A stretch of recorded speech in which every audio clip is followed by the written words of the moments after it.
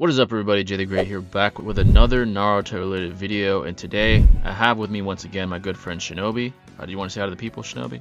What's going on, guys? Shinobi here. Yes, sir. And he's also very knowledgeable in Naruto and has his own channel posting his own content. Of course, his channel is in the description. Go show him some love as well. So shout out to him for coming on here. So in today's video, we will be discussing how each Akatsuki duo would perform if they were to each attempt Pain's invasion of Konoha.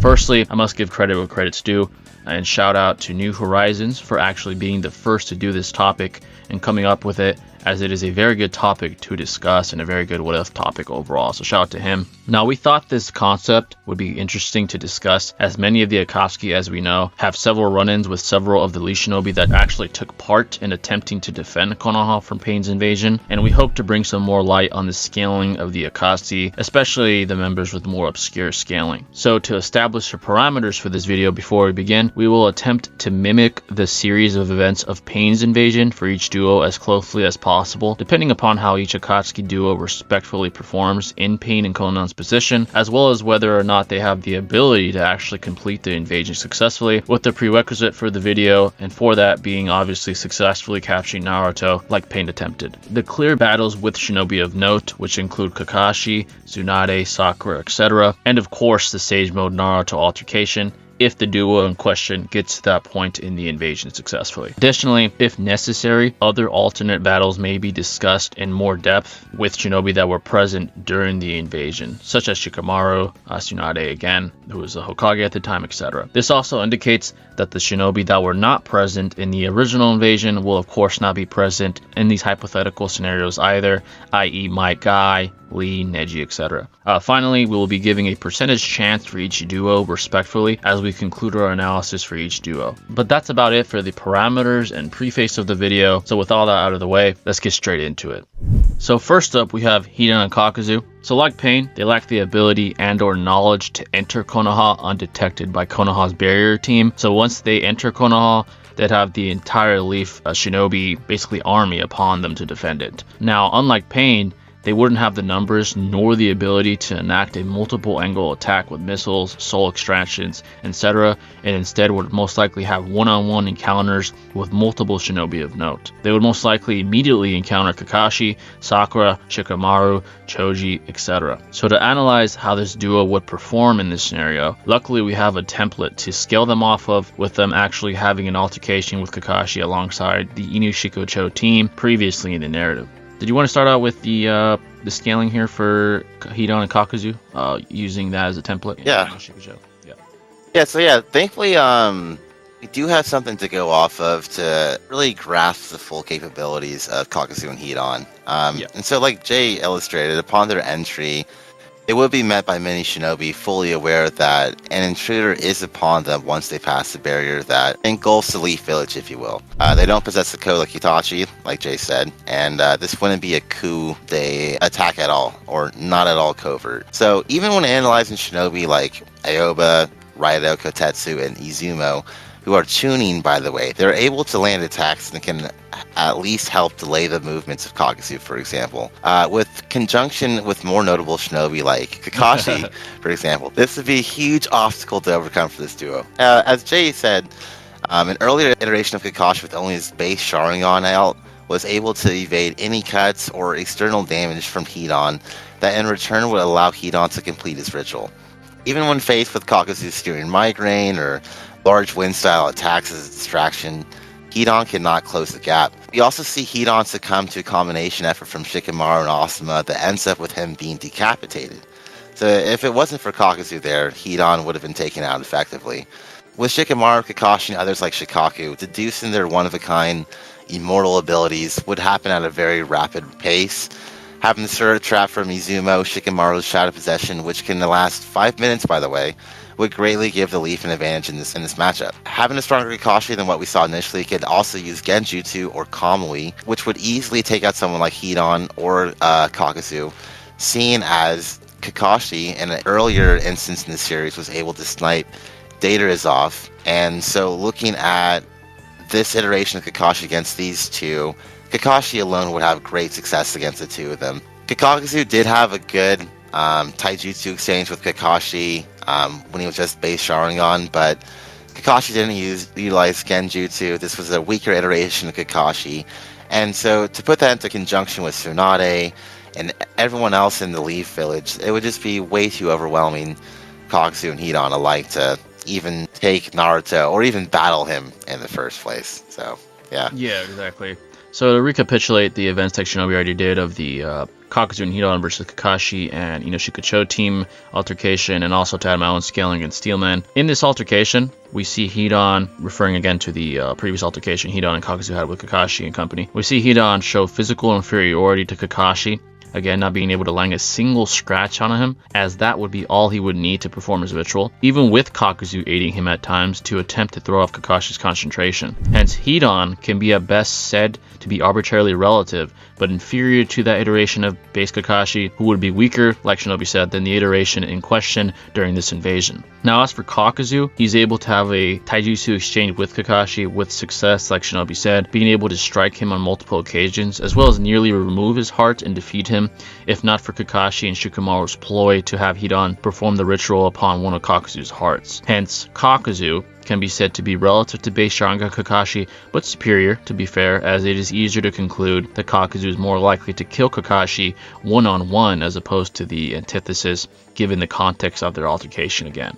So in this invasion, with a stronger Kakashi, Inoshika team, Sakura, and most likely other Leaf Shinobi quickly upon them, the chances of success for this duo isn't very likely. Kakashi alone with his improved Sharingan and Kamui could relatively easily snipe off Hidan's head, similar to how he sniped off Deidara's arm earlier in the narrative, and Kakuzu would be forced to combat several Jonin plus level Shinobi, which would simply be too overwhelming for him given the circumstances and Shinobi present, which include Tsunade, a Hokage, and blatant signing level individual, and again Kakashi. To be honest, prior knowledge wouldn't even need to be granted to Konoha, as Kakashi and Shikamaru quite easily deduce the abilities of Hidan and Kakuzu with their high IQ and intelligence. Simply put, Hidan and Kakuzu lack the caliber and ability to even make a dent in this invasion attempt, and would fall most likely before even Seibo Naruto's arrival, especially if Tsunade chooses to aid in the defense, as her AP theoretically could be enough to shatter all 5 of Kakuzu's hearts in a single blow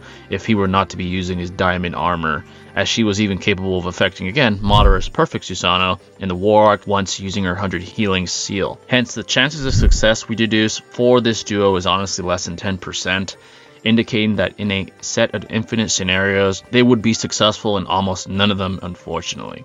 But did you have any final thoughts for this duo and their performance in this invasion before we move on? No, I agree completely, honestly. I think Hidan is even less of a factor. It would take literally like Shikamaru and Yamato, for example, to honestly take him out. Yeah. And as for Kakuzu, as we've already established, Kakashi alone being stronger than the Kakashi that did fight him was relative to some degree. Like Jay said, he almost got taken out by his heart being ripped out, but because of Hidan, that happened. And even after being Raikuri'd, Kakuzu saves Hidan from being Raikuri'd from Kakashi as well, kind of demonstrating his caliber of speed at that instance of the series, if you will. So even though impressive during that time, when you really put into context Kakashi and everyone else and Tsunade, these two really don't have a chance, to be honest. So yeah, exactly. So essentially, again, their chance of success is honestly less than 10%. It's very, very unlikely that they even get past the first phase, which the first phase is getting past Konoha before Naruto's arrival. It's just very unlikely, and they simply lack the ability. So there you guys have it for the first two. I'm sure none of you guys are very surprised by the conclusion. They just are pretty inferior in terms of the combatants that are available at this time. Next up, we have Sasori and Deidara. Now, luckily for us, this next one is far more interesting than the former. Firstly, like Pain, Sasori and Deidara would be unable to enter Konoha without detection, meaning they would be detected as soon as they were to arrive. Now, what makes this even more interesting is the fact that both the Akatsuki members in this duo possess abilities that can affect multiple opponents, even on quite a large scale. And considering how these two fighting character, it is more than likely that Deidara would take to the skies, bombing Konoha like a B-2 bomber would in World War II with his clay bombs, while Sasori would be on the ground causing havoc with his puppets and taking out multiple opponents with his poison if antidotes were not to be present at the time. Now, before the video, me and Shinobi discussed whether or not antidotes for the poison would be available. we came to the conclusion that it isn't unfathomable to conclude that they would be present, as if we were to deduce that because of this scenario, Sasori didn't die from his altercation with Sakura, Sakura would most likely tell Tsunade about the poison, and because of the Akatsuki's threat level, they would most likely concoct more antidotes to have and be available. We deduce that that's certainly possible, and to be quite frank, whether or not antidotes are available would change the odds of success for this duo. I would say at least significantly, because if there's no antidotes available, simply put, Sasori would just poison everyone with poison clouds and or needles and take out the majority of Konoha alongside Datara's bombs. So that certainly matters. But did you want to add it to that, and to whether or not the antidote would be present here, the poison antidotes? I mean, yeah, it is interesting because, like, Konoha does host the Nine-Tailed Jinchuriki in Naruto, and Akatsuki are after the Jinchuriki in totality. So it's like, they know that their home is at a threat at all times, if you will.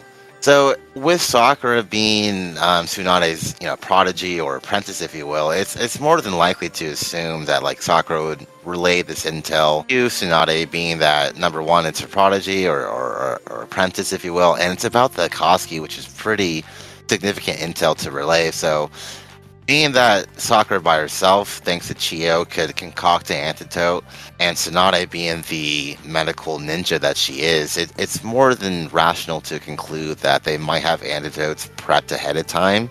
Yeah. And that might help save the lives of a lot of people. But to say how much they would have is unquantifiable, because they need certain ingredients that may only hail from the Sand Village, for instance, and things of that nature. So it is something to think about. But in terms of how much it really plays a decidable factor, if you will, it really is up to the shinobi that the antidote goes to in the first place, honestly. Exactly. So yeah, keep that in mind, folks. We're going to discuss this scaling now, and you're going to kind of see why the antidote doesn't matter too much, I guess you could say in theory, but going on to the scaling here. Firstly, to start out with Datara. Datara is shown to essentially stalemate post-Orochimaru absorption Sasuke in a very competitive battle, I might add, showing relativity and speed, even to an extent, as well as the ability to use nanoscopic bombs, underground mines, a small city-level explosion via C0, possibly a blatant city-level explosion if you want to give it that generous benefit of the doubt, and even Genjutsu resistance via his training after his humiliation to Itachi. However, due to this stalemate, he is below Prime Saiyan level, as Sasuke, who defeated him, admits inferiority to Orochimaru after Karin questions how he could have been the one to kill Orochimaru given his struggles with Datara. So essentially, he is implying that even with his current abilities, he deems himself as not capable of defeating Orochimaru, and again, only defeated him prior because of Orochimaru's illness. So that allows us to deem him below Saiyan level, and transitively, Datara below Prime Saiyan level as well. Now, as far as Sasori, his scaling is certainly more interesting. He is successfully able to slay the third Kazekage in a tough battle, according to him, indicating superiority but relativity to the Kazekage, with Chiyo implying inferiority to him, stating his Iron Sand to be the most feared weapon in the history of the Sand Village, with Chiyo herself being relative to Hanzo, stalemating him on multiple occasions, as we learned in the war arc from her, with Hanzo of course sparing all three younger Sannin conjunctively during the Second Great Shinobi War. Now this, along with Jiraiya's shock of Hanzo's death even in his prime, allows us to deduce that Sasori is actually above Sannin level, again being able to kill an entity in the third Kazekage who is above an individual that spared all three younger Sannin, who was greatly respected by the Sannin. Which again, all just reinforce the claim that Sasori is superior to Prime Sannin level. So hence, with Datara and Sasori, we have a high Jonin, low Kage level Akatsuki member in Datara, and a blatant mid Kage level Akatsuki member in Sasori. So to go back to the scenario, Datara and Sasori would be very difficult to handle, even for the likes of Kakashi and Tsunade, again, with these Akatsuki members being at this level at this point in time.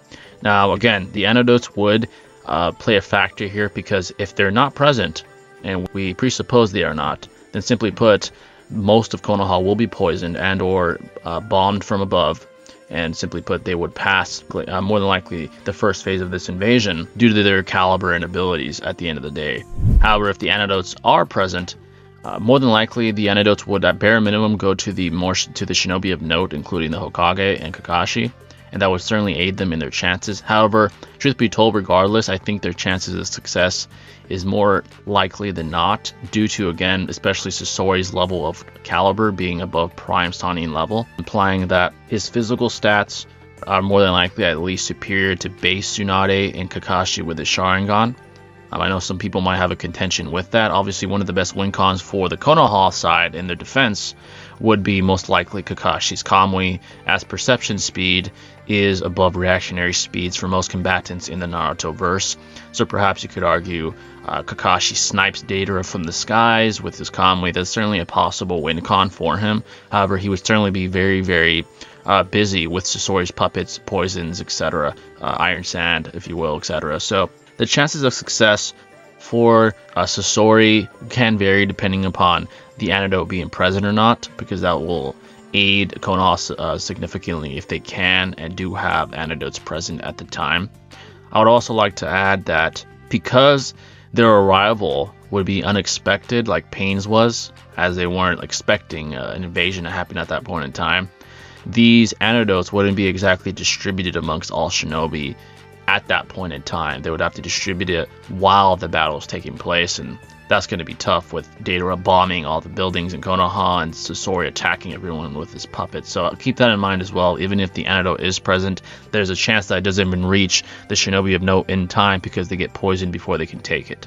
Because again, it's very unlikely that they have it on hand with them at any point in time within Konoha. So keep that in mind as well when it comes to the poison. So truth be told, as far as the first phase of this invasion, this duo's caliber is too high and they are simply too dominant for Konoha to handle more than likely at this period in time.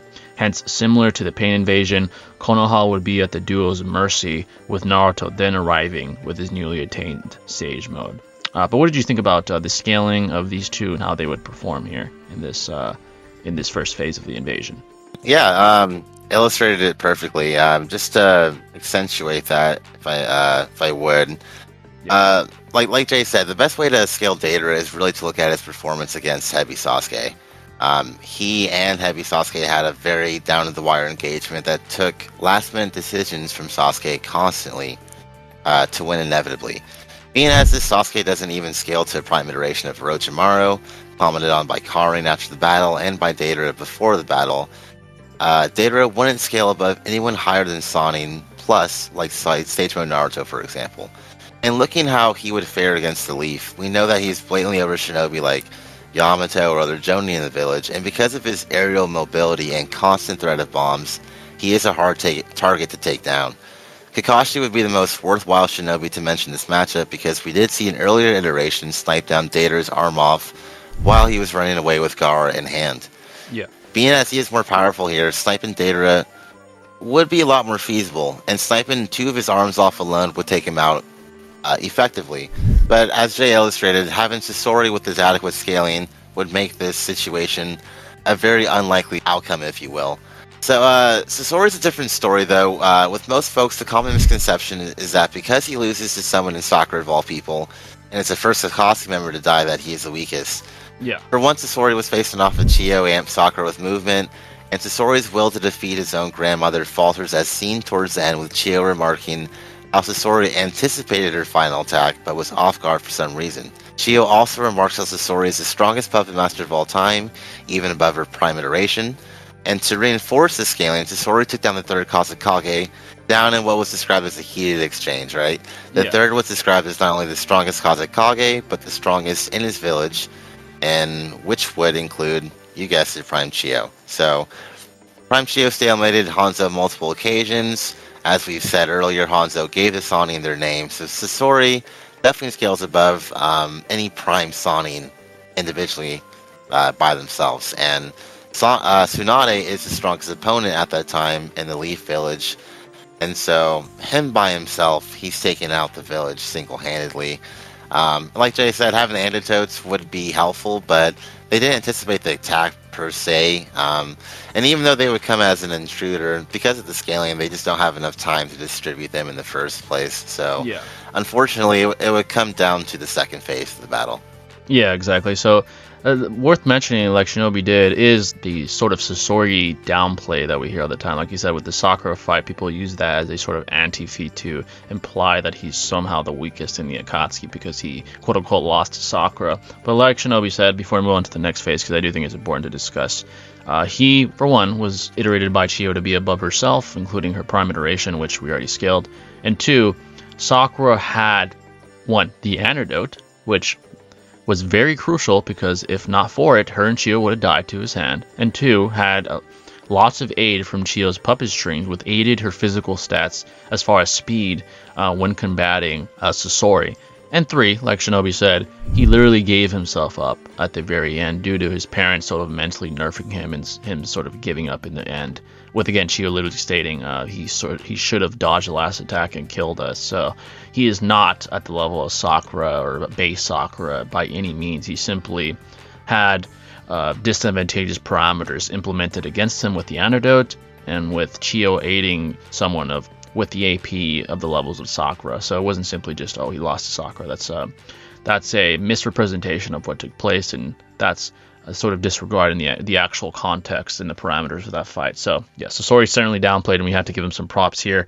But to move on to the second phase here, which is Naruto's arrival with Sage Mode, it becomes even more interesting. So with us having to draw comparisons and scaling between, of course, Sage Mode Naruto and this duo, did you want to start out with the comparisons here? How would you compare this duo and Sage Mode Naruto here? Yeah, so as we've already kind of gone over, Deidara doesn't scale to someone like a Prime Sannin, if you will. Yeah. And we do know Sage Naruto is above someone like Jiraiya. So him one-on-one with Deidara really isn't going to go in favor for Deidara just based off scaling alone. Durability, speed, AP, Naruto definitely takes it. The question really is, how would Sasori fare to Naruto, right? Yeah. And when looking at this comparison, Naruto certainly has impressive feats against the Preda, Animal, and Asurapath after Pain unleashes the chaotic Shinra Tensei. We do know as soon as he regains his powers, Pain is able to go toe-to-toe with the Six-Tailed Kurama and also pin down Naruto as a result beforehand. But what is interesting is to try to triangulate Pain's caliber as a shinobi in comparison to the shinobi that Sasori could handle, for example. Yeah. With Pain, we do see him in the war arc, white-haired, very extremely fatigued, can barely walk, is still able to react to opponents like V2 Killer B. And I'm not saying this is analogous per se to the Pain invasion, but what is important to take note of is even when extremely fatigued, Pain is not a shinobi to really undermine whatsoever. And so we also have seen Pain, or Nagato rather, very early in the past take on Hanzo with little effort. He doesn't have to pass the Pains, he's way less experienced. And as we've scaled earlier, Sasori is arbitrarily above Hanzo, but not by a gargantuan discrepancy, if you will, right? Yeah. So there's just kind of a couple points of reference to see that, like, hey, if Sage Mode Naruto is doing it well against someone of this caliber, then he would do just the same against Sasori, right? So, that's just a couple ways to compare upon that. Yeah, that's a good point. Against Steelman, Shinobi's point, because I agree. The first scale Deidara, like you said, when comparing Naruto and Deidara, firstly, Naruto scales above him as he is above even the likes of imperfect Sage Mode Jiraiya, with, again, like Shinobi said and I have said previously, Deidara not even being at Prime Saiyan level, struggling with heavy Sasuke. This indicates that in battle, Naruto's speed and enhanced physicality would serve as too much for someone of Deidara's caliber. However, when comparing Sasori and Sage Mode Naruto, it is certainly more interesting, like Shinobi already implied. Sasori, again, was capable of killing the strongest Kazekage ever at the time, which puts him above arbitrarily Prime Saiyan level. However, what gives Naruto the edge over Sasori, physical stats-wise, like Shinobi implied, is he is even able to combat Tendo Pain, who, even highly fatigued, weaker than the Tendo that fought Naruto, was able to outrun and combat even Six Tails Naruto, with Sasori simply never displaying in his entire career feats on this level. And to even add more on top of that, we know the AP of just Sakura alone was enough to shatter his puppets in their entirety, with Tendo Pain being able to tank shots from Six Tails Naruto and also sort of give it back with his own AP high level attacks, which just further indicates the durability and AP and speed of a highly fatigued Tendo Pain, which is already more impressive than Sasori at his full power ever displayed, observably and empirically. And on top of that, like Shinobi said, while very, very young and green, he's able to nearly take out Hanzo and force him to retreat with his teleportation jutsu, which is very impressive, and later kill him when he becomes the sixth Best Pain later on in the narrative as well. He simply just has the better feats, I would say significantly better feats against significantly better opponents to indicate that he is significantly superior to Sasori, which transitively allows us to imply that someone of Naruto's caliber who's able to do what he does against this fatigued level of Tendo would be more than enough to have the physical stat superiority over the likes of someone of Sasori. Hence, in battle, more than likely he would blitz both, especially if they're both on the ground and start out on the ground, as they would simply just be inferior in terms of physicality, especially in terms of speed and AP.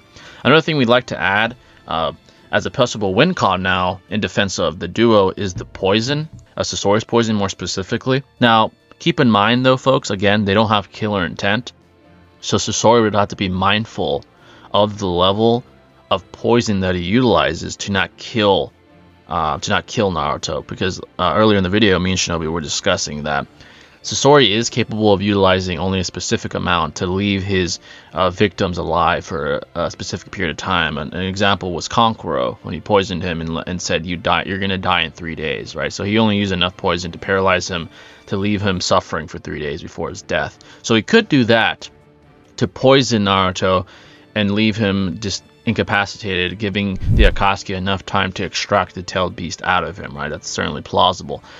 However, though, now as far as Deidara, he won't use drastic measures either, right? He won't use the nanoscopic bombs because that could kill Naruto, and he won't use C0 as that would literally kill everybody, including his own partner probably. It would shatter all of Konoha. So he can't use that either. So keep that in mind. That's certainly a disadvantage for the two, as they're not trying to simply kill this guy. Now, again, that poison win condition is possible. However, again, due to the physical superiority, he would blitz both. And honestly, if he would have hit Sasori directly, it'd probably shatter the entire puppet body, including the heart, in one shot. I mean, if Sakura was able to do what she did, imagine what someone at the level of AP and speed of Naruto would do. It'd be very detrimental. On top of that, Naruto's durability would be very, very problematic. As we know, when he was combating the Path of Pain, I believe it was the Tendo Pain if I'm not mistaken, he uses one of the chakra rods and he just breaks it like nothing, right? His durability, his hand is durable enough and his AP is high enough to crack it and literally break it in half, right? And these chakra rods are quite powerful. They incapacitate almost everyone that they're penetrated through, right? So that's very impressive. Obviously, he's able to toss multi-ton rhinos into the sky. He can do all kinds of crazy things because of his durability and physicality. So what would be difficult for Sasori to do in theory would be to poison Naruto just enough. Obviously, the cloud poison, the cloud bombs would work, but that could probably poison Naruto too much and kill him. So he couldn't use that more than likely. He would have to use a needle with just enough poison, but that needle might not have enough AP to actually penetrate Naruto's skin. There's a possibility that it might not, and if it can't penetrate his skin, it won't poison him, right? It does have to at least cut him. If it can at least cut him, then it will go into his bloodstream and he will be poisoned. But there's a possibility that's not possible. You could argue with the Iron Sand perhaps. So that's just a win con we wanted to discuss. But overall, Naruto's physicality is just too much for individuals of either of these guys' caliber, and he would most likely blitz and, if not one shot, then very shortly defeat both. On top of that, the toad summonings would also aid him, right? So let's say Deidara does go airborne, he would simply have the toads and himself throw long distance ninjutsus at this guy until he either exhausts himself or they hit him, right? And if he does get hit by, especially a Rasen Shuriken, he's getting one-shotted, just to be quite frank with that. So while Sasori could possibly win with the poison, there is the theoretical possibility that Kurama realizes that Naruto's near death or about to be in a death scenario, and theoretically Kurama could give chakra and theoretically burn the poison out of Naruto's bloodstream. We know that the Ninetales chakra has this ability to burn through things. In fact, Jiraiya describes it as something that actually affects the body of the host directly and actually burns himself physically and like wounds him. So you could argue that his bloodstream is also being affected. So theoretically, you could theorize that the poison is simply just burned out of his bloodstream somehow, and that the Ninetales emerges. And if that happens, we all know what happens then, right? If Naruto goes beyond Four Tails, they're absolutely getting demolished. They cannot stand against the physicality, the AP, the speed, nothing. They would get absolutely demolished by Naruto, and at that point, they probably can't even kill that thing, right? That thing is a monster. Even Pain struggled with that, and had to use his Chibaku Tensei to contain it because of the power that it had at that point in time. So literally, yeah. All in all, the chances of success for Sasori and Deidara are quite low. Naruto is simply too much for these individuals. It would more than likely defeat them and dispose of them. But what's your thoughts on the Naruto fight here? How do you think it would go? Nah, yeah, man. Having Game of Bunta there would definitely put work on Deidara, to be honest. Oh, yeah. And like you're saying, like, you know, without having the C4 nanoscopic bombs, without having the C3 golem available, he really is like kind of like downscaling himself, because at the end of the day, if his objective isn't reached, then he does all this for no reason, right? So the best Deidara could really hope to do is just kind of cause a distraction. But like you said, with Game of Bunta and the Toad summonings, that would be just enough for Naruto to not deem Deidara as a threat, already considering his like more than adequate scaling above that in the first place. Yeah. But yeah, with Sasori, like, the only win con for him really is to like arguably use his Iron Sand to like maybe scratch Naruto and poison him as a result. But the Iron Sand isn't really known for being extremely fast, at least not to the extent Naruto can run, for example. Yeah. So it would just be a very like off-guarded, weird situation that maybe could occur if we were to grant him something. But in terms of scaling, we just understand the different hierarchies, if you will, with Seijo and Naruto's performance against Tendo, and Sasori and what he's capable of with like Sonic-like characters, for example. So yeah, exactly. So essentially, that's what you have for that duo. Now, being generous, we gave them about a 40% chance of success with the entire invasion, meaning capturing Naruto as well successfully. That's being very generous. The parameters would have to be in their favor. The poison needles would have to be enough to bypass Naruto's durability and actually cut him so the poison could enter his bloodstream and incapacitate him. So essentially, they have a chance, but it's slight, and that's mostly because of Naruto's physical superiority to them. So again, that's about the statistical probability that they are successful in this invasion. But up third, we now have Itachi and Kisame. So firstly, well, before we get into the scaling, they would actually be able to successfully enter the leaf, as in part 1 they did, because Itachi had the code to go into the barrier that the detection team keeps up for detection. They could use the code to go in without detection, which is actually very disadvantageous for Konoha, as they could go around looking for Naruto without even being detected. And keep in mind, in this scenario, they do have killer intent. But what do you think about their performance in Phase 1 and their scaling? How do you think this goes and how they scale? Yeah, man. So yeah, this is where like the contentiousness really starts to dissipate, in my opinion. Yeah, honestly. So, you know, Itachi and Kisame goats, right? They're one of the most famous duo from the Akatsuki, and rightfully so. At least you could say the top half of the strongest members in the Akatsuki for sure. Oh yeah. It is key to note that Itachi is in fact bloodlusted in this hypothetical matchup, and not going against the Akatsuki's ultimate goal in this scenario. So he would in fact be going after Naruto to capture the Jinchuriki inside and bring it back. So, and like Jay said, he does have the code, like Payne has mentioned in the past, and so entering the Leaf Village would seem almost effortless for these two. So yeah, while being sick, exhausted from tons of chakra consumption in a bottle with Sasuke, nearly going blind, he almost effortlessly seals away Orochimaru in his strongest state, being the Hydra Snake form. Orochimaru was arrogant and thought he could take the blow anyways, but obviously it was quickly proven wrong. Orochimaru would scale in a similar ballpark to Tsunade, being another Sannin, of course, and so the Leaf's biggest threat really isn't even a threat considering the context. Itachi, being the mastermind he is going to go after my guy, who isn't there, and Tsunade being the Hokage. Because Itachi is superior to Tsunade would be taken out, Kisame would have a ton of chakra to siphon as a result, and doing so would enable the capture of the leaf to be exponentially easier for the two of them in tandem. Even without this chakra amp, if you will, Shinobi like Kakashi and others are not facing off against any one of the two of them alone. And so it would really take Seicho and Naruto at the end of the day to maybe stand a chance against these two in tandem. Yeah, exactly. So essentially, like Shinobi said, the levels of success for Konoha like greatly diminish here with this duo and beyond in the video. So with Itachi's scaling, like Shinobi already recapitulated, even damn near dead, right, coughing up blood, near the brink of death, he's able to react quite casually to Hydra Snake Orochimaru, which is the strongest ability that Orochimaru contains. Essentially, with us being introduced that this is Sannin plus level, right? He's essentially using pseudo Sage mode to attempt to take Itachi out, coughing blood near the brink of death, and he still casually reacts and disposes of Orochimaru via the Tosuke Blade and superior reactionary speed. He's simply that superior, even near death. Now, in this altercation, he would start out around the same level of power he was at the beginning of the Sasuke fight, not the end. So he would have obviously much more chakra at his disposal. He would have obviously the stamina would be there, the AP, the speed, all that. Only further reinforces that his levels are even significantly higher than Sannin plus level individuals. Significantly. If he's able to do that near death, imagine what he would do if he was going all out bloodlusted. Even stronger than that. So keep that in mind. As far as Kisame, his physicality is immense. Even in base, he's able to go against V1, a V1 Killer B. That's his level of physicality starting out.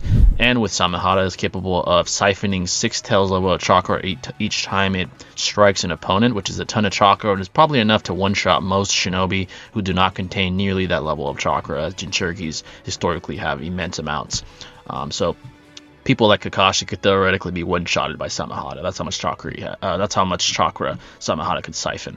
Not to mention his 1,000 Shark Bomb or whatever it's called, where he can like use that massive scale ninjutsu to absorb chakra, and also the Water Dome if need be, where he could siphon chakra with you just being inside the Water Dome. Essentially, both these guys are far above any shinobi within Konoha at this time. Might Guy's not present, so 8 Gates is out of the question again. There's nothing they could really do against them. Kisame could just physically dominate the entire leaf, to be quite honest, especially if he uses the Water Dome and Itachi decides to just watch from the shadows or something. Itachi could use Tsukuyomi, Genjutsu, Amaterasu, most of Konoha, and incinerate everyone. It'd be absolutely, it would be like lambs to the slaughter for Konoha here. It'd be very, very disadvantageous for them, and they would fall very easily. It would not be a problem for Itachi and Kisame. They would barely break a sweat, honestly, if they really wanted to be thorough. So their chances of success in Phase 1 is extremely high. Tsunade, Kakashi, Shikamaru, Sakura, all of them are just vastly inferior to these individuals and would fall to their hand, implying Naruto would arrive and Konoha would be destroyed, more than likely, with bloodlust Kisame and Itachi. But now, clearly, we get to Phase 2. With Konoha fallen, Naruto arrives to find most likely many dead, including Kakashi and Tsunade, with him being obviously the last line of defense. So Naruto would have intel of Itachi, having seen him before and knowing of his dangerous genjutsu ability. However, with both Kisame and Itachi combating him, the odds would certainly be against him. Kisame's physicality and hacks would be very problematic for him, and even if Samehada is unable to absorb his Sage Chakra, Kisame could just use his Water Dome or the Shark Bomb ninjutsu to absorb it anyway. As me and Shinobi discussed before the video, that these attacks don't involve sentient beings absorbing chakra like Samehada or like that one Pain did when he tried to absorb the Senjutsu, but rather just inanimate entities that don't have any chakra networks and are simply not even inanimate entities, but simply just inanimate ninjutsu abilities that absorb ninjutsu, that absorb chakra rather, with the chakra not really going anywhere, right? Simply just extracted from their opponent or the victim. So more than likely, in theory, we concluded that Kisame could siphon the Sage Chakra with the Water Dome and or the Shark Bomb ninjutsu, which, if successfully is implemented, Naruto absolutely basically has almost zero chance of winning. If he's in base, he absolutely has no chance. It's a wash at that point. As far as Itachi, with his comparison to Sage Mode Naruto. For the sake of discussion, we did discuss this a little bit. Some people might think it's a little bit contentious, but again, keep in mind, like we said previously, Itachi, near the brink of death, was able to casually dispose of Orochimaru in his Hydra Snake form, and I would argue he's the strongest Sannin, as he is the only one with the ambition and drive to consistently experiment upon himself, which Jiraiya and Tsunade don't do, implying he more than likely is the strongest of the opponents. So keep that in mind. And that's him again. That's Itachi near death, implying that more stamina, more chakra, more AP, speed, etc. He's significantly above that, right? He's not coughing blood. He's not almost falling over. He would be relatively unscathed from Phase 1. He could arguably not do anything and let Kisame destroy everyone in Phase 1 if need be. So his perception speed would be simply too much. At the bare minimum, his perception speed would be too much for Sage Mode Naruto, as again, perception speed is, in general, significantly higher than physical speed in the Naruto verse. A good example is Tobirama, when he's able to successfully perceive Jubito blitzing him physically enough to implement and utilize a Flying Rising Sail on Obito's armpit, right? So physically he was blitzed.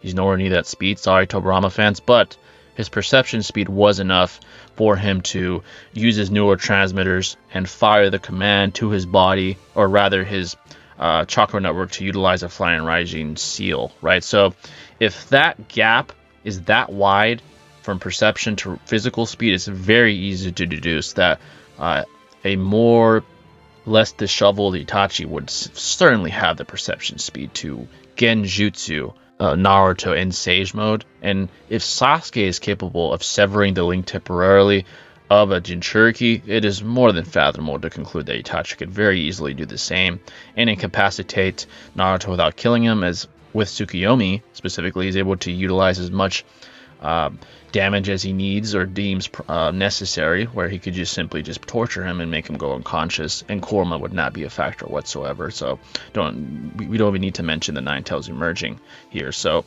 simply put, Naruto basically has no chance. No chance at all. It'd have to be a very, very unlikely scenario, almost impossible, like him hitting each one with a Rasen Shuriken. They simply have physicality above his own, and they would simply dodge it, or would be absorbed by Kisame's abilities. Simply put, more than likely he falls, and more than likely this duo succeeds. In fact, we think the chances of success for them in this invasion is over 95%. And overall, they're simply way too high of a caliber and way too dominant for Konoha and even Sage Mode Naruto. But what do you think about Phase 2 and how that would go, and what their chances of success are in this invasion overall? Yeah, so you know what makes this kind of ironic is, you know how with Pain originally, like, you know, combating the Leaf Shinobi and the Chaotic Shimmer Tensei, like, made him more fatigued as a result, but with Kisame, like, battling Tsunade, siphoning everyone's chakra, and destroying the Leaf actually makes him stronger than he was initially. Yeah. And so him alone is quite a massive threat. We see him with enough chakra, of course, and the Water Dome out. He can maneuver faster than V2 Killer B, for example. Sage Mode Naruto doesn't pale in comparison to the speed quite yet until KCM, right? Yeah, exactly. So with such a discrepancy in speeds, Kisame could siphon his chakra, like Jay illustrated with the Water Dome or Thousand Water Shark Jutsu. They are not a living vessel, and it's kind of like a Giga Drain or like Leech Life from Pokemon low-key. It's like it's like an innate jutsu that doesn't really affect the user per se. So, in my opinion, Kisame having the ant from the village and all of its members being siphoned alone would be quite problematic for Naruto in terms of just tangible stats. And then having Itachi just in the background ready to Tsukuyomi you at any given instance, it's just really hard to see Naruto stand a chance against these shinobi in the first place, considering the caliber they are. Itachi nonchalantly dealing with the Sannin Plus member, and Kisame dealing with, the 8-Tails and Jinchuriki with enough chakra, of course. But nonetheless, even going against V1 Killer B, Kisame and Itachi just in tandem, it's just way too overwhelming for Naruto. Yeah, exactly. So overall, their chances of success is extremely, extremely high, and they probably succeed and take Naruto back to the village and the Akatsuki plans continue on. So there you guys have it for that one. Finally, we have Obito and Zetsu attempting Pain's invasion. Now, for formality reasons, I have Zetsu with Obito. He's not really needed here, and you guys obviously kind of can already conclude why, and you'll see why very shortly. He's not really needed here, but he's here. So like Itachi and Kisame, they would be able to successfully infiltrate the leaf undetected thanks to Obito using Kamui to enter the leaf, and even Zetsu having this sort of like phasing ability where he can go to and from areas like he did in the Five Kage Summit, where he came out of the ground, like phased out of the ground and like threatened the Raikage and stuff. So both of them can enter undetected if need be, which would be very advantageous for them. They would be looking for Naruto, right? They come into the Konoha looking for Naruto. They'd probably split up, go around. Eventually, they would be detected. Someone would tell someone else, and eventually the whole leaf would be aware of their presence, to be fair. And at that point, Obito would have all of Konoha upon him, right? Kakashi, Tsunade, etc. However, Obito, as young as 14, now getting into his scaling, displays speeds relative to the 4th Hokage Minato, where even Minato admitted that the battle would come down to the wire due to the opponent in front of him, i.e. Obito. As a matter of fact, during the Pain Arc event in the narrative, Obito is perhaps the strongest shinobi on Earth, having the Kamui and a level of speed that makes him seem untouchable to everyone he ever encounters not named Minato up until that point in time. He's actually pretty much untouchable to everyone up until the war arc, if we're being honest. Even in the Five Kage Summit, Kages, all the Kages of the greatest nations were staring at him, unable to do a damn thing against him. He literally sat there, told him his plan, and there's nothing any of them could do against him. They didn't even try it. They deemed him as too superior. That's how superior Obito is at this point in time. He is, again, perhaps the strongest shinobi on Earth that's alive at the time.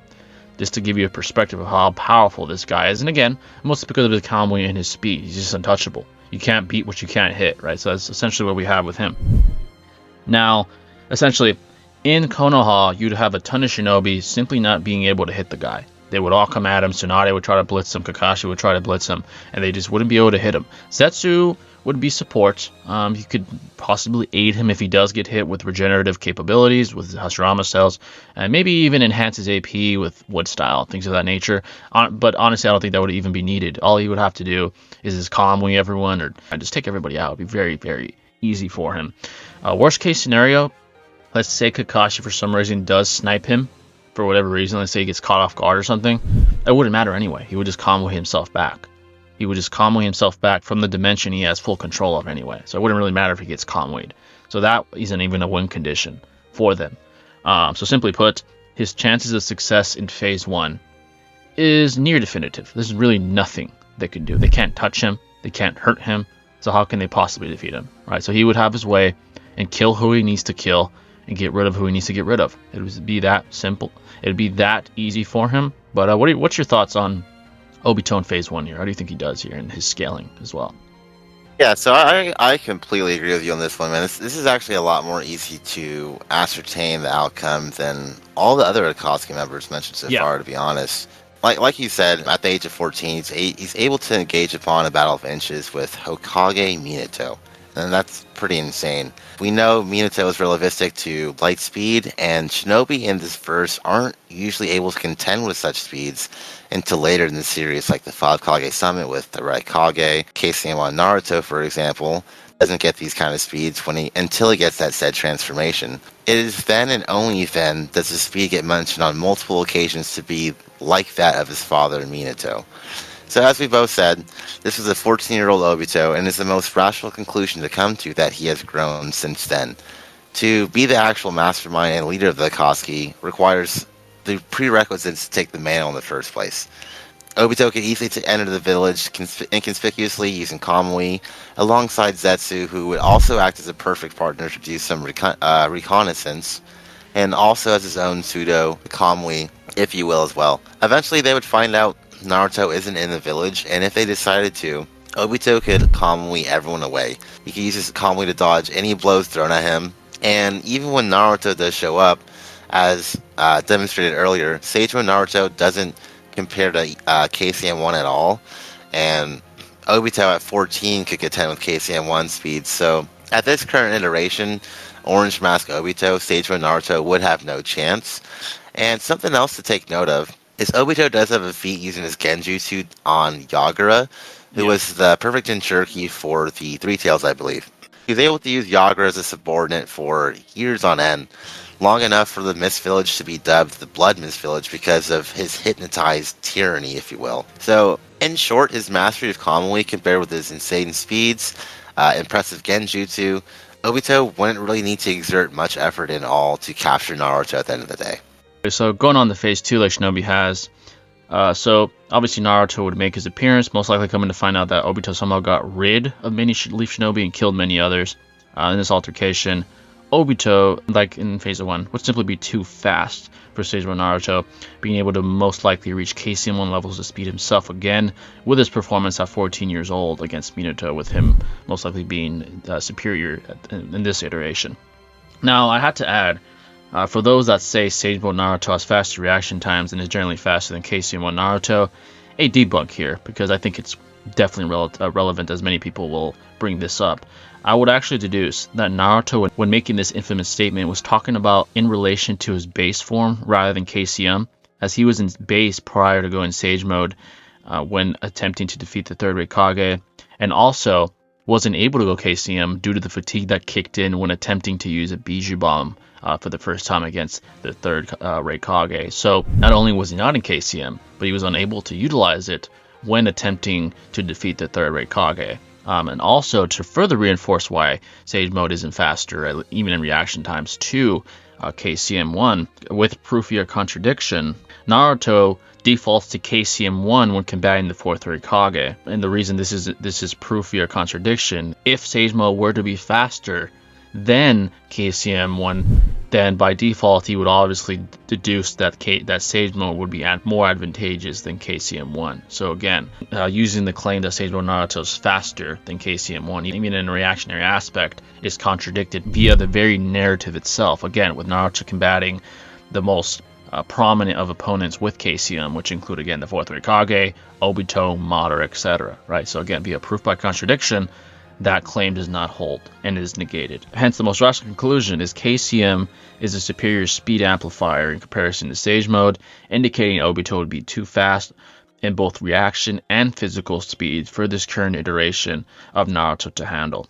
Even in the worst case scenario, let's say Obito is unable to actually damage Sage Mode Naruto as he possesses no high AP abilities observably, he would simply just need to outlast Naruto, which would be easy with Naruto simply not being able to touch him anyways. Or he could simply BFR him and send him to the Kamui dimension and just leave him there. So simply put, Obito, regardless of whether or not he could actually physically dominate him via physical beating, he wouldn't even need to anyway, because he could just outlast him and wait for the Senjutsu to deplete, because at that point Naruto could only use about 2 or 3 clones, if I remember correctly, for replenishment, and that's only about 10 minutes or something like that, so it would be no problem for him to just evade until that time runs out.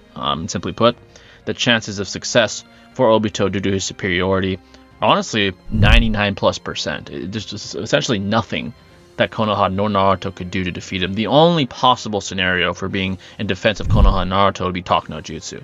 They somehow get into his head, let's say for example Kakashi does in phase 1, or Naruto does when he arrives and says, hey, I'm you or whatever, and he has the same sort of mental nerf that he does in the war, then perhaps he gets mentally nerfed and he shakes Naruto's hand and it ends the same way the Pain Arc did. That's very unlikely to me at this point in time, because the parameters would not be the same. Right, in phase 1, Naruto wasn't present. Only Kakashi would be present here, and Kakashi doesn't have the caliber that he does here, so he wouldn't be able to press Obito nearly as much, again, with Naruto not being there either. And then in phase 2, Kakashi would be dead, and Naruto would probably be less willing to talk, because like he was in the Pain Arc, he was very, very bloodlusted because he found out of Kakashi's death and Konoha's destruction.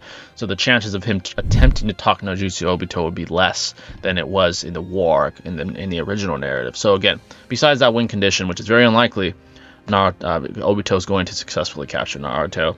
And again, the chances of success are beyond, are 99%, or possibly even higher. But yeah, what are your conclusions to this overall, to the phase 2 and to this invasion for Obito?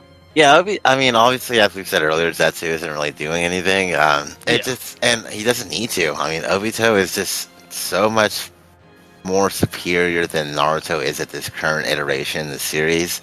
As we've demonstrated earlier, And as self-admitted by Naruto himself, even KCM1 is just a better transformation overall than Sage Mode.